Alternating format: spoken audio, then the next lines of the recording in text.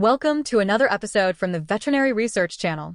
Today, we delve into a fascinating study published in the Journal of Veterinary Internal Medicine in 2024, which explores the effects of a commonly used medication, amlodipine besylate, on a crucial hormonal system in healthy cats. This system is known as the renin-angiotensin-aldosterone system, or RAAS for short, and it plays a vital role in regulating blood pressure and fluid balance in the body. As our feline companions age, they can sometimes develop systemic hypertension, which is essentially sustained high blood pressure.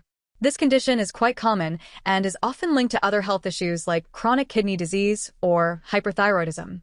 If left unmanaged, high blood pressure can unfortunately lead to damage in various organs, such as the eyes, heart, brain, and kidneys. The primary treatment for high blood pressure in cats is often amlodipine besylate, a type of medication called a calcium channel blocker. This drug works by relaxing the smooth muscles in blood vessels, leading to their widening and a subsequent decrease in blood pressure. While amlodipine is known to be effective in lowering blood pressure in cats, scientists have been curious about its broader impact, particularly on the renin-angiotensin-aldosterone system. In dogs who suffer from high blood pressure, studies have shown that amlodipine can activate the classical arm of the RAS, likely as a consequence of its blood pressure-lowering effects. Based on this information, veterinary guidelines for managing high blood pressure in dogs often advise against using amlodipine alone. Instead, they recommend combining it with medications that inhibit the RAS, such as ACE inhibitors. However, some previous research in cats with high blood pressure suggested that amlodipine treatment could lead to increased activity of renin, a key enzyme in the RAS, without significantly altering aldosterone levels. However, these earlier studies often focused on measuring aldosterone in blood or urine, which might not provide a full picture of the entire RAS activity. Furthermore, they didn't always consider the alternative pathways within the RAS. More recent advancements have led to the development of comprehensive RAS fingerprinting assays, which allow for a more detailed look at various components of both the classical and alternative RAS pathways. One such study indicated that cats with high blood pressure treated with amlodipine showed activation of both these pathways compared to healthy cats or hypertensive cats not receiving amlodipine.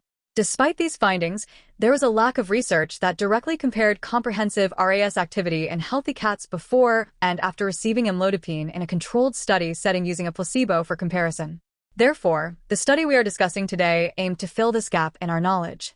The researchers set out to determine how amlodipine administration, compared to a placebo, would affect a wide range of circulating components of both the classical and alternative RAS pathways in healthy cats. Their hypothesis was that amlodipine treatment would result in higher concentrations of all the RAS peptides they measured compared to the placebo. To investigate this, the researchers enrolled 20 healthy, client-owned cats. These cats were all older than 5 years and were not on any regular medications other than routine preventatives. Their health was thoroughly assessed through physical examinations, blood pressure measurements, blood tests, thyroid hormone levels in older cats, and echocardiograms performed by a veterinary cardiologist.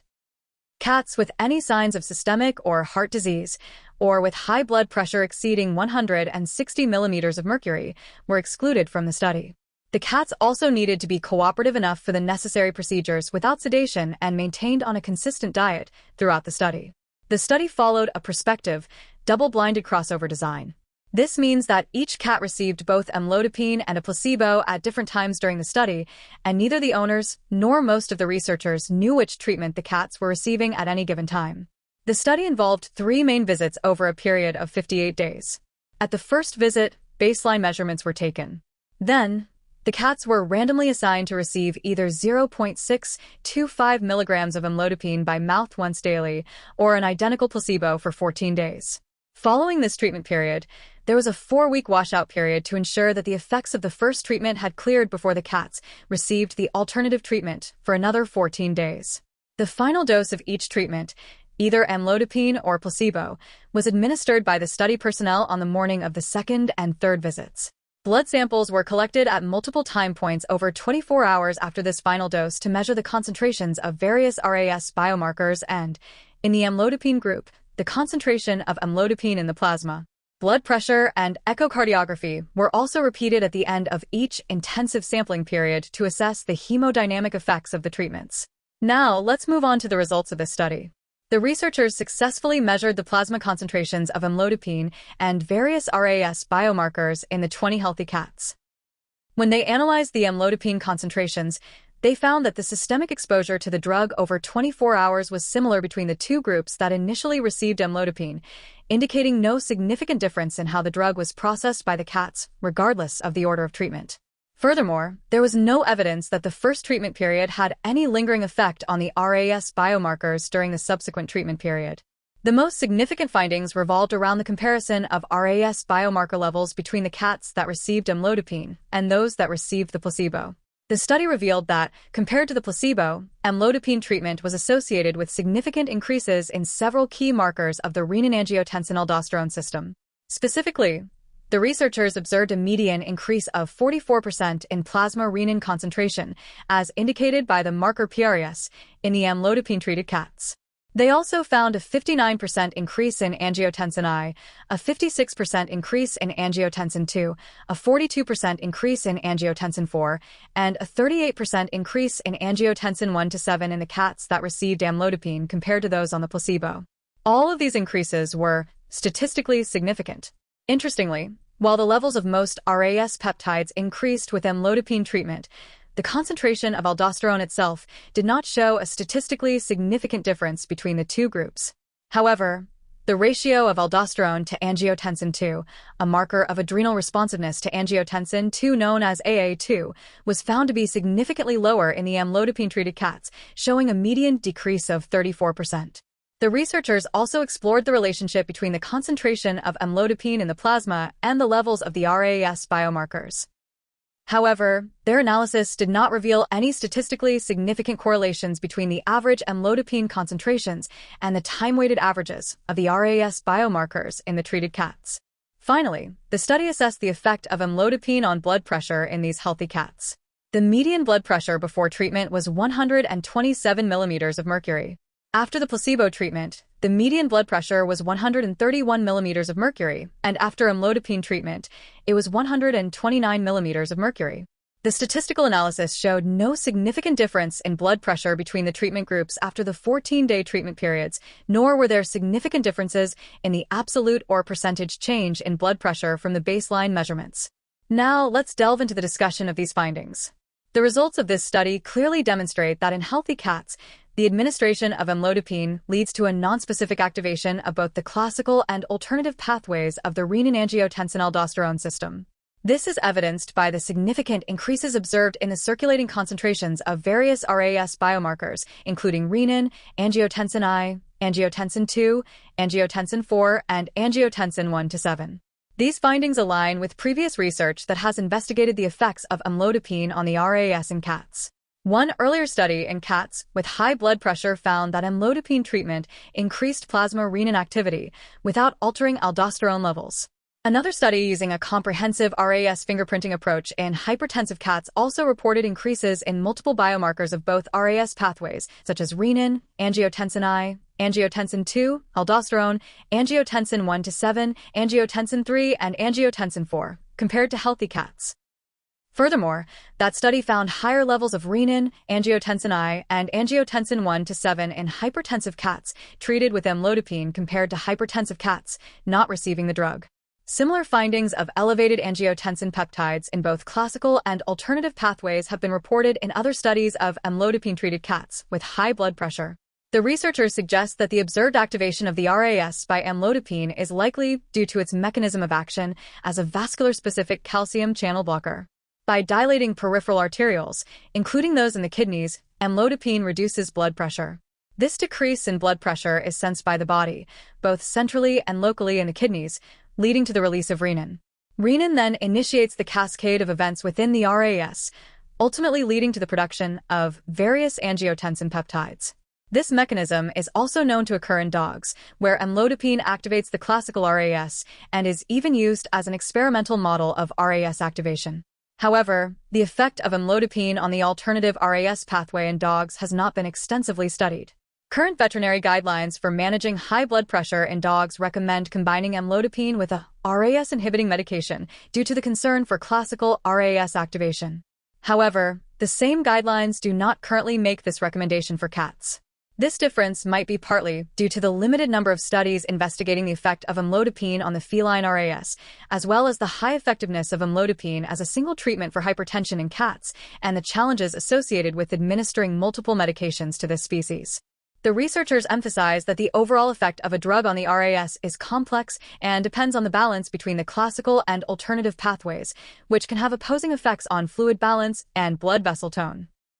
The conversion of angiotensin I to either angiotensin II via ACE or angiotensin 1 to 7 via ACE2 and neprilysin depends on the relative concentrations of these enzymes. Determining the clinical relevance of the relative degree of activation of these pathways remains a challenge. In this study, while both angiotensin II and angiotensin 1 to 7 increased after amlodipine treatment in healthy cats, it is still unclear whether these changes would lead to clinically significant differences in outcomes for either healthy or diseased cats.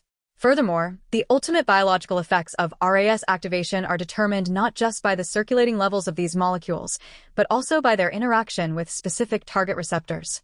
While the activation of the classical RAS might be considered a potential adverse effect of amlodipine, the concurrent increase in the activity of the alternative RAS pathway could potentially counteract this effect or even contribute to the therapeutic benefits of amlodipine. For instance, increased activity of angiotensin 1 to 7 has been suggested to have long-term cardioprotective effects through various mechanisms, including vasodilation, increased sodium excretion, blood pressure reduction, anti-inflammatory actions, and the prevention of fibrosis. Therefore, this study does not provide a definitive answer to whether the RAS activation caused by amlodipine alone is harmful in the long run and whether combining it with a RAS mitigating drug is necessary when treating high blood pressure in cats.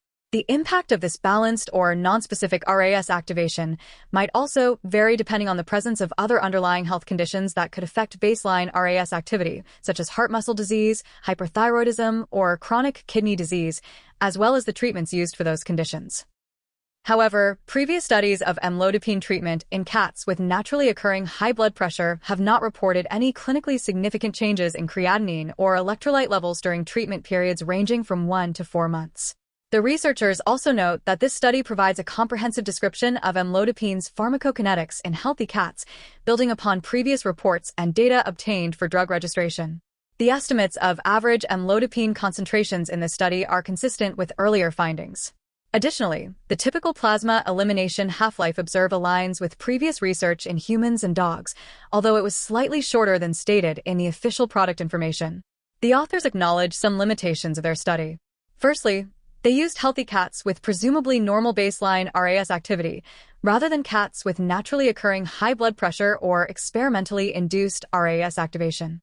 The fact that amlodipine did not significantly lower blood pressure in these healthy cats might suggest that their bodies have intact mechanisms to maintain blood pressure, including the RAS. It could also reflect variability in non-invasive blood pressure measurement techniques, or the fact that blood pressure was measured at the time when amlodipine levels were at their lowest. By providing a detailed dataset of pharmacokinetic and pharmacodynamic information in healthy cats treated with amlodipine, this study serves as a valuable foundation for future research and hypothesis testing related to the treatment of systemic hypertension in cats. Further limitations include the fact that only amlodipine alone was studied, preventing a direct comparison with other antihypertensive medications or combinations thereof. Diet and therefore sodium intake was not strictly standardized, which could have introduced some variability in RAS responses between cats. However, the researchers attempted to minimize this by ensuring each cat received its usual diet at consistent times throughout both treatment periods and by instructing owners to avoid giving sodium-containing treats. The stress of hospitalization and repeated blood sampling, as well as the use of gabapentin to reduce anxiety, could have influenced RAS activity. However, the placebo-controlled crossover design should have minimized these effects, and no change from baseline blood pressure was noted in the placebo group. While gabapentin is not expected to interact with amlodipine's pharmacokinetics, a direct effect on the RAS or a pharmacodynamic interaction cannot be entirely ruled out. Additionally, some cats might have had subclinical systemic diseases affecting the RAS that were not detected by routine screening. Finally, the study only examined circulating RAS metabolites, whereas local RAS concentrations in kidney tissue might be more relevant in the development of high blood pressure. In conclusion, this study provides valuable insights into the effects of amlodipine on the renin-angiotensin-aldosterone system in healthy cats, demonstrating a nonspecific activation of both classical and alternative RAS pathways. Further research is needed to fully understand the long-term clinical implications of these findings, particularly in cats with systemic hypertension and other concurrent diseases. Thank you for listening to the Veterinary Research Channel. A link for the referenced paper is in the video description. Remember to test your knowledge by answering the questions in the description, and as always, keep those minds inspired, hearts light, and tails wagging.